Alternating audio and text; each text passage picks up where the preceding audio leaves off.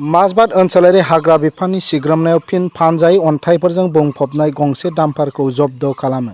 उदालगुरि जिल्लानि माजबाद ओनसोलारि हाग्रा बिफाना फिन सिखावै लाबोनाय अन्थाइफोरजों आबुं डाम्पारफोरखौ जब्द खालामदों।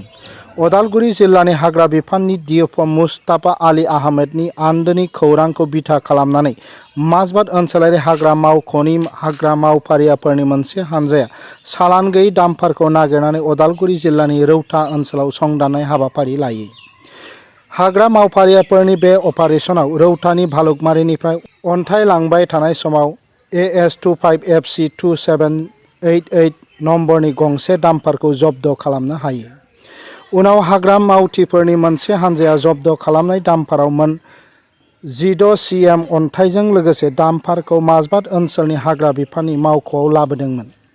रायखांनो गोनांदि उदालगुरि जिल्लायाव बिजिरसालिनि बिथोन बायदियै खनिफोरा बन्द जानायनि उनावबो माखासे दुथांफोरा आयेन बेरेखायै बाला अन्थाइफोरखौ रोगाबाय थादों। आथिखालाव जब्द खालामनाय अन्थाइजों बुंफबनाय चालान गैयै डाम्पारखौ माजबाद ओनसोलारि हाग्रा मावख'आव दोननाय जादों होननानै बिट अफिसार मिन्टु बर'आ फोरमायथिदों। माजबादनिफ्राय जतिन नाथनि रिपर्ट NBT लाइभ।